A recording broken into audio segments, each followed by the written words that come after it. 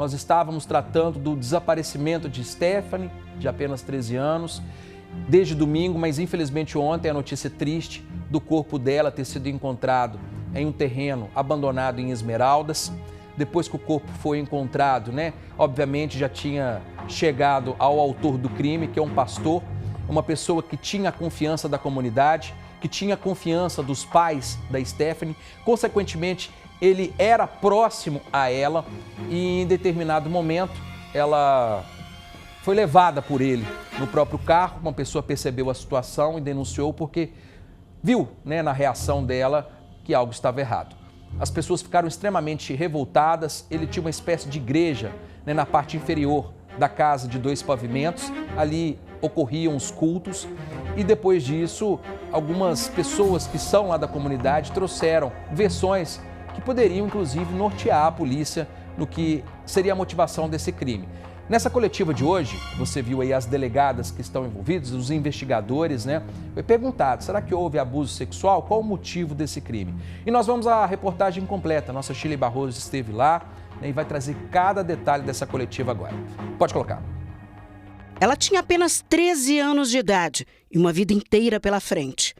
Mas os sonhos da garota foram interrompidos de maneira cruel. A motivação, sem sombra de dúvida, é crueldade e ódio, Agora, o que ele fala é que ela desferiu um tapa na cara dele, ele ficou nervoso e resolveu matá-lo. Stephanie Vitória Teixeira Ferreira desapareceu na tarde de domingo, quando saiu de casa para encontrar uma amiga. No meio do caminho, ela deparou com João das Graças Pachola, de 54 anos. Um conhecido da família que lhe ofereceu carona sem volta. Em depoimento, ele se manteve em silêncio. Então, essas questões todas serão levantadas por meio de filmagens, inclusive se a população ali da região tiver percebido o veículo dele, que é um HB20 cor chumbo, batido na traseira. Se quem tiver câmera em casa, faz essa pesquisa aí entre 15 horas do domingo até 19 horas da noite e vê se tem algum registro desse veículo passando. Desde que foi acionada pela família, a Polícia Civil passou a buscar informações sobre o paradeiro da adolescente. Uma denúncia anônima ajudou os policiais a avançarem na investigação. A mãe compareceu na nossa delegacia na segunda-feira, por volta das 11 horas, quando então começamos a entrevistá-la. Durante a entrevista, nós recebemos aí denúncias por meio aí dos celulares, do WhatsApp da família, de que um casal havia visto um carro, um HB20, entrando na estrada da Lagoa do Tijuco. E esse carro teve uma atitude bem suspeita, o motorista teve uma atitude bem suspeita. O que ele fez? Ele entrou repentinamente, logo em seguida eles viram essas testemunhas que foram importantíssimas para as investigações, eles perceberam que uma menor havia se jogado do veículo, ali da traseira, da porta traseira. E, ao verificarem essa situação, eles começaram a perceber e já registrar ali qual que era a placa desse veículo, saber as características desse homem e dessa garota. E, imediatamente, esse motorista, que é o nosso suspeito, ele desce do veículo e, com violência, coloca que nós sabemos que é a Stephanie, coloca a Stephanie dentro do veículo com toda a força. Mas, nesse momento, as testemunhas, elas não sabiam que era a Stephanie, sabiam que era uma menina. E aí imaginaram que poderia ser um pai batendo numa filha e, em razão disso, eles ligaram para os terminais policiais para poder fazer a denúncia. Ao chegar à casa do homem, os investigadores tiveram a certeza que o dono do carro era o principal suspeito. Encontrar a menina viva era o principal objetivo da polícia. Mas a informação de uma testemunha praticamente tirou o chão da delegada, que se emocionou ao relatar o fato. Dia 10, na segunda-feira, por volta das 19 horas, o veículo e o suspeito compareceu em um bairro ali na cidade de Contagem. E aí, perguntando a essa testemunha como que ele estava, qual que era as roupas, quem que estava com ele no carro, essa testemunha falou que ele estava sozinho. E foi aí que eu tive certeza que, infelizmente, a Stephanie já estaria morta. Porque se ela estivesse viva, com toda certeza, e se ele tivesse a soltado, por ele estar sozinho, ela teria retornado para casa. Ao ser encontrado, o homem confessou o crime e levou a polícia até o local onde jogou o corpo de Stephanie. E chegando a esse local, a residência de conhecidos desse suspeito, nos foi franqueada a entrada e localizamos ele dentro dessa residência muito tranquilo. E aí foi quando os policiais já indagaram que teria acontecido com a Stephanie. E aí ele informou que ele teria assassinado ela e que nos forneceria a localização exata aí do corpo da Stephanie. Em diligências ali na região, localizamos também o veículo que ele estava utilizando, que é esse HB20. E nesse veículo foi realizada algumas perícias e, dentre elas, a localização aí de sangue humano na porta do veículo. O corpo estava em uma região de mata, entre Ribeirão das Neves e Esmeraldas. Segundo a polícia, o autor conhecia bem o local. E ali é um local conhecido como Monte de Oração. Então, ele com toda certeza, por ser pastor, ele conhecia a região e sabia os horários e dias que ali estaria mais deserto para ele poder agir. João das Graças Pachola se apresentava como pastor de uma igreja que funcionava no mesmo imóvel onde ele morava. Essa vizinha, que prefere não se identificar, diz que o suspeito vivia na região há cerca de 20 anos e era conhecido. Ele levava criança para a escola, como transporte no carro pequeno dele. E as mães confiavam nele. O local já não funcionava mais como igreja há cerca de 2 anos, mas o homem mantinha a confiança dos moradores do bairro. Ele era uma pessoa sociável, entendeu? Todo mundo gostava dele, entendeu? Ninguém imaginava que, pelo menos a maioria não via ele como esse monstro. João Pachola foi autuado em flagrante por feminicídio e ocultação de cadáver. Na delegacia, ele preferiu ficar em silêncio. A polícia acredita que o homem agiu sozinho e só vai descobrir se a menina foi violentada sexualmente após o resultado dos exames realizados no Instituto Médico Legal. Por meio dos exames que foram realizados, das coletas realizadas, os peritos terão aí a chance de demonstrar por meio dos laudos a ocorrência de violência sexual ou não. A gente trabalha com fatos, né? Não tem como a gente saber da intenção que está na cabeça do suspeito. Então, o que nós conseguirmos angariar por meio das investigações, seja por meio da vida pregressa ou qualquer outro tipo de informação relevante, aí será juntado aos autos e demonstrado qual que era de fato a intenção dele. Esta adolescente, que era amiga de Stephanie, disse que João tinha um comportamento duvidoso com as garotas. Toda vez que a gente passava na rua ou quando ele via a gente em algum lugar, ele oferecia carona, chamava nós de bonita, ficava cantando a gente sempre, ou ele ficava da varanda. Toda vez que eu e minha irmã passava, ele ficava chamando a gente, mas só que a gente sempre recusava. E o dia que eu tava no ponto, ele me chamou, falou assim que ninguém ia saber. Eu peguei e falei assim, saber o quê? Sendo que eu e você nem tem muita intimidade, e como se eu falasse alguma coisa, ninguém ia acreditar em mim, porque como ele era pastor, falava que ele era um homem bonzinho e tudo mais. Ele também chamou minha irmã, falou que se ele não fosse casado, ele pegava ela. A polícia pede que as vítimas procurem a delegacia para registrar os fatos. É importante que a sociedade ela contribua com a segurança pública. Isso porque nós trabalhamos contra o tempo e qualquer tipo de denúncia, qualquer informação, qualquer situação anormal que você perceber, faça denúncia imediatamente, porque isso pode ajudar a esclarecer um crime e evitar a impunidade. E não foi fundamental as pessoas que estavam no carro suspeitarem daquela atitude de uma menina se jogando do veículo e alguém descendo e pegando essa garota, jogando para dentro do carro? É o pai? Não é? Que situação é aquela? Fizeram o correto. Muito mais do que tirar o celular para gravar, porque tudo hoje é isso, né, gente? A gente pega o celular, grava, joga na internet e depois vai ver o que dá. Mas nessa história fizeram o correto. Anotaram a placa, prestaram muita atenção nas características do veículo e da pessoa que estava lá, que no caso era o João das Graças. Aliás, o João das Graças esqueceu de Deus, né? Esqueceu dos ensinamentos, esqueceu do que aprendeu e esqueceu também do que repassava até então aos seguidores dele, no que diz respeito aos cultos que tinha na igrejinha dele lá. O João das Graças esqueceu de Deus. Então é fundamental o que a delegada disse, de certa forma, infelizmente, não teve como salvar a vida dessa adolescente, mas essa ação rápida para chegar até o principal suspeito, e aí ele confessa, fez toda a diferença. Poderia ter fugido, poderia estar em um outro local e passar dias e dias até o corpo dela ser encontrado. Que tristeza, que tristeza. E a nossa repórter Shirley Barroso também conversou com a mãe da Stephanie. É uma entrevista, sabe, de cortar o coração. Acompanhe comigo. Era uma menina tranquila, não saía, se saía, a hora que chegava no destino, ligava, mãe, cheguei. Na hora que saía, falava novamente, mãe, tô indo, chegava de boa, não saía para festa, não saía para balada. Era uma menina tranquila, gostava de ficar em casa jogando, com os amigos na rua.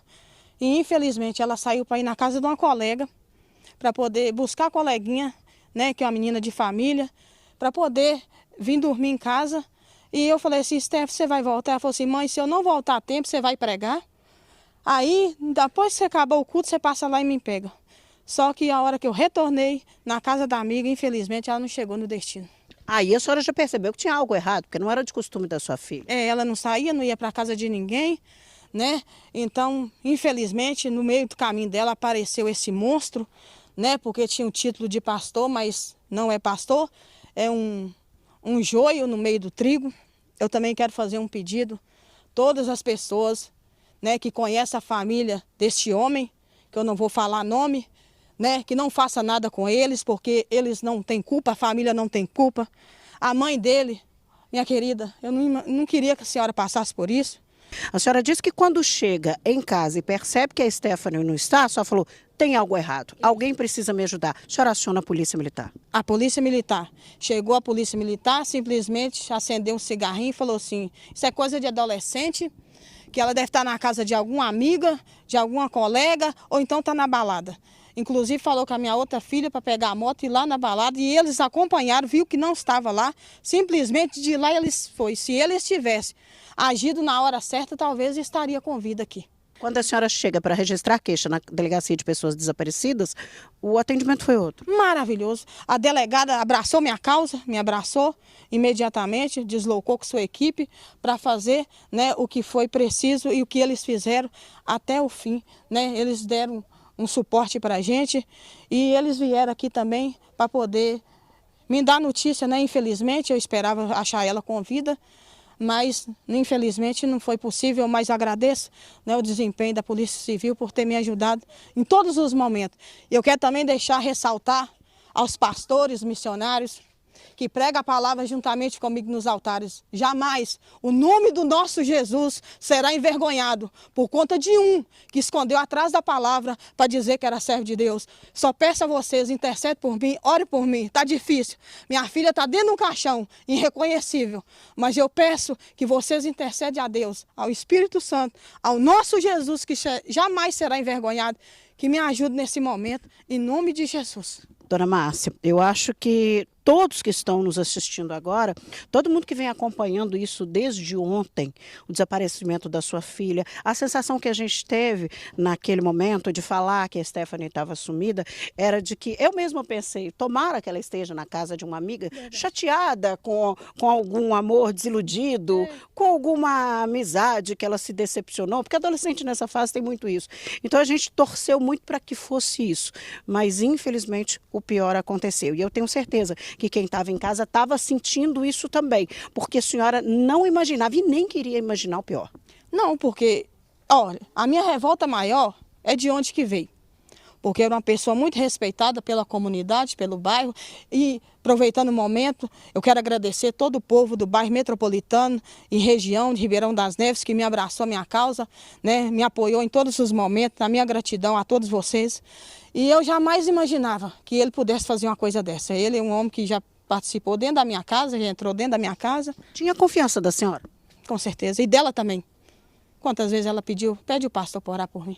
Inclusive, quando eu estava na igreja dele, ela passou por uns problemas espirituais, pedi ajuda, ele negou ajuda. Hora nenhuma, foi uma outra igreja que me deu suporte. Ele mesmo não fez nada. Então, ou seja, pode ser que ela já deveria estar incomodada com ele, deveria ter recusado algum assédio dele ali, alguma oferta dele de fazer algo que ela não queria. Pode ser porque ela falava assim, mãe, eu não quero perder minha perna. Mãe, está falando que vai me matar, que vai tirar minha perna, vai cortar minha perna, e eu não entendia o que estava acontecendo, mas também ela não falava. Dona Márcia, a garganta fica assim, né? O choro fica segurado, fica preso aqui na garganta, porque a gente sabe que uma menina tão jovem tinha um futuro tão grande pela frente e possivelmente, do jeito que ela foi encontrada, lutou muito para não ser morta. Uhum. É verdade, ela falou, mãe, eu estou percebendo que eu vou morrer, eu não quero morrer antes de ter uma família.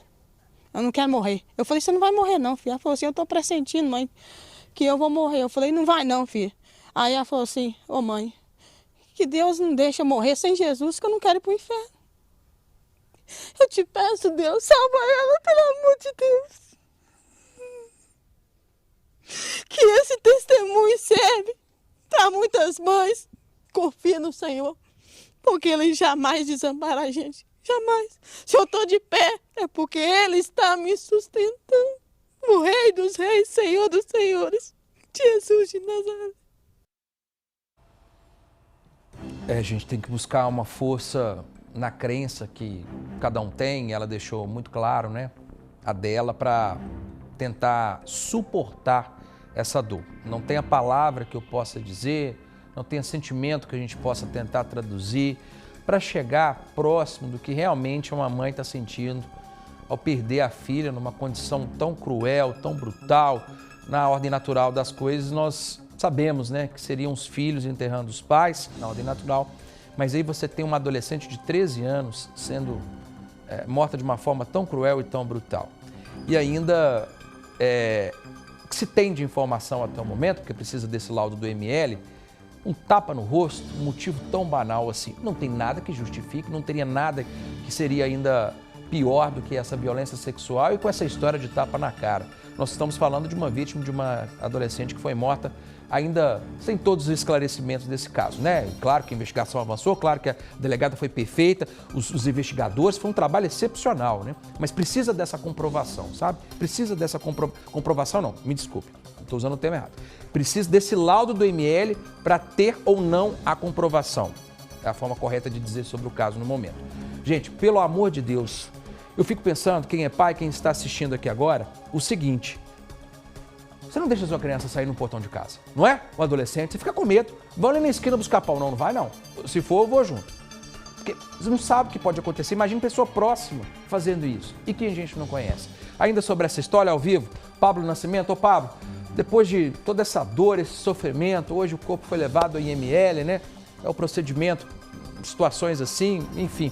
E quais são as novidades aí, né? O corpo já foi liberado? Oi, Elvis. Olá também para quem acompanha o Cidade Alerta. Difícil, né, dizer boa noite diante de uma triste realidade como essa. Estou aqui em frente ao IML de BH, onde o corpo da vítima passou aqui durante a tarde, mas já foi liberado. Por volta de 2 horas da tarde, o IML terminou a perícia, a necrópsia, e liberou o corpo para a família. E a família já levou o corpo para uma funerária, uma empresa funerária que fica aqui bem pertinho, próxima na região.